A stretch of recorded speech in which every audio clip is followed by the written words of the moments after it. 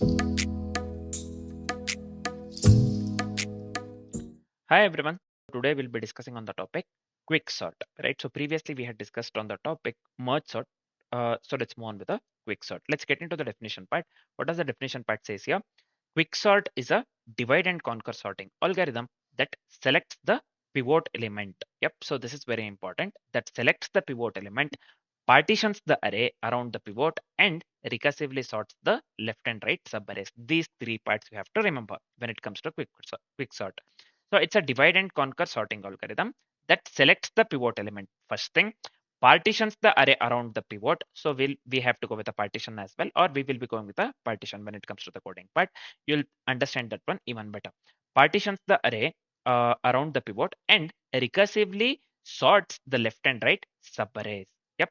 So it is efficient in practice and widely used for the large data sets. It is efficient in practice and widely used for the large data sets. Now let's move on with the algorithm explanation part. So first what we'll do, we'll pick the pivot element, nothing but here the last one, right? Here in our case, it is the last element. So the example that we considered within the this one, what do we call within the code? So we'll pick a pivot element, nothing but we'll be considering the last element. We'll rearrange the element so that the smaller ones go left and smaller ones go left of the pivot and the larger ones go right. The smaller ones will go to the left part of the pivot and the larger one will go to the right part of the pivot. We will be rearranging in such a way. Yep. Picking a pivot element is the first thing. In our case, we'll be picking the last element. Then we will rearrange the last element so that we'll rearrange elements so that the smaller ones go to the left and the larger one go to the right of the pivot. So then we will recursively apply the same steps to the left as well as the right subarrays. Yep. So we'll be making use of the recursion here. We'll recursively apply the same steps to the left and right subarrays. Yep. So this is it for the quick sort. Let's try to articulate the same thing in the form of code. Yep. So let's do that. First thing, I'll just go with the method named quick sort. Yep. So I'll just go with a static void. So let me go with quick sort. I need three parameters. One is left or right, or you can just go with a low or high as well. So I'll just go with a low or high as well. Along with the two parameters, I need array, right? So I'll just go with array low as well as high. So this is fine, I believe. Next, within the quick sort method, the first step is if the current subarray has more than one element, then first let's write that one. If the current subarray, so I'll just leave the space here so that this looks good. If the current subarray has more than one element, nothing but if low, one second, less than high, in that case, what we have to do, first thing we have to partition the array and get the pivot index. For that, I think we need the partition. So we'll be going with a partition helper method. So we need to partition the array and get the pivot index. See here, pick a pivot element. In our case, we'll be picking the last element. So we have to rearrange the element so that smaller ones go to the left of the pivot and larger one goes to the right. Right. So we have to partition here. For partitioning the array and getting the pivot index, we haven't yet considered the pivot index. So for doing these two things, I'll be writing one more helper method named this one, partition. Yep. So let's go with a partition helper method. So I'll just go with static here. So why this is not showing here? What's wrong? One second. So yeah, I'll just go with the other one, right? So sorry. Yep. Let me start from here. So this has to show now. Static int. So let me go with a partition. So within the partition method, the same thing, I'll just go with the three parameters again, int array, low as well as high.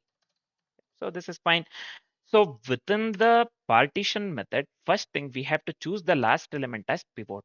Yep. So for choosing the last element as pivot, so I'll just go with int pivot equals array of high, the first part. Yep. So the next part here would be, let's go with the index of the smaller element, nothing but here in this case, I'll just go with I equals low minus I. Yep. So after getting the index of the smaller element, so why is this screaming here?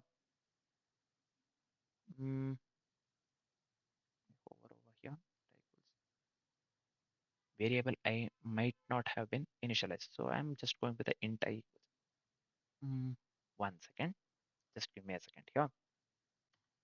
Oh yeah, so here what mistake I have done, I have to give low minus 1, not the low minus I. So that is the reason it is screaming. Anyways, let's move on with the further things. Let's traverse from low to high minus 1. In our case, I'll just go with this one, for loop. So I'll just go with int j equals low. So let me go with j less than high. The final part is incrementing the j. So here within the for loop, the first thing is if the current element is smaller than the pivot, then we have to move the boundary of the smaller elements that we have to do. For that, I'll just write the if condition. Suppose if the current element is smaller than the pivot, nothing but array of j, if it is less than pivot, then we have to move the boundary of the smaller elements, nothing but I plus plus. Yep. So after moving the boundary of the smaller elements, let's do one thing. We have to swap the array of I and array of j, right? So I'll just consider the temporary variable for swapping, right? So it will be easier. It will be easier to swap, right? So I'll just go with temp equals array of I. So let's go with array of I. Let me assign this one to array of j. Finally, what shall we do? Let me go with array of j. Let me assign this one to the temp. Yep, so this is fine. So let me come out of this one entirely. Now, so we have to place the pivot in its correct position, right? So I'll just go with the int temp equals array of I plus 1 is nothing but the next element, right? Array of I plus 1. Then same thing, array of I plus 1. So let me assign this one to the array of high. Yep. Finally, let's consider array of high. Let me assign this one to the temp. So this is fine. Finally, let's do one thing. Let's return the pivot index. For doing that, I'll just go with return keyword. Let me give here I plus 1. So this is it for the coding part. Yep. So next, what shall we do? Let me format the code so that this looks good. Now we can just make use of the partition within the quick sort method. Yep. Let me come here. So we are done with the what do we call partition method. So next, let's move on with the quicksort method where we had stopped actually. If the current this one subarray has more than one element, in that case, first what we have to do, we have to partition the array and get the pivot index. For that, I'll just write here int. So let me go with the pivot index. So let me assign this one to the what shall I assign to? Let's make use of the partition here, right? So this method, helper method, will be making use of it here, right? Partition of what are the parameters that we have considered within the partition? Array as well as low, and let me go with the high. Let me go with high. So this is fine. Yep.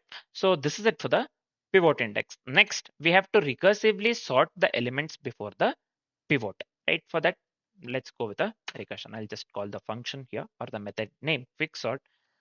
So let me go with array. Let me go with the low as well as let me go with pivot index minus 1. So this is fair. Next, let me call the method again here. Quick sort again. We have to recursively sort the elements before pivot and elements. We have to sort the elements after pivot recursively. These two things. So we have already written the code for the for sorting the elements before pivot. Now let's write the this one code for recursively sorting the elements after pivot. Right. So this one array. Let me go with the pivot index plus 1, and finally let me go with the high. Yep. So this is fine. So let me format the code so that this looks good. Yep. Yep. We are done with this particular part. So yeah, let me go with here capital I. Yeah. Let me copy this one and let me paste it over here. Yep. So this is fine. We are done with this part. Next, we are left with only one thing. So this is it for the algorithm. You can just pause the video and have a look into it. All we have to do is we have to consider the example just for the demonstration purpose. I'll do that. So algorithm, this is it. You can just look at the code actually, if low less than high. So whatever we have written. So we have to make use of the partition because we have to partition the array and get the pivot index. For partition part, we have written the helper method partition. Yep. So I'll just scroll up to here. you can just pause the video and have a look into it. Now, let's move on with the main method. Yeah, within the main method, let's consider a very simple example. Yep, let's go with very simple example. 1 second. For the input array, I'll just go with array equals. So I'll just consider some random numbers here. In my case, I'll just go with 8, 3, 6, 2. Let me go with 7 as well as 4. Yep, so this is fine. Now let's call the quicksort on the entire array. So I'll just go with a quicksort here. Let me go with array 0. Let me go with array dot length minus 1. So I'll just go with array dot length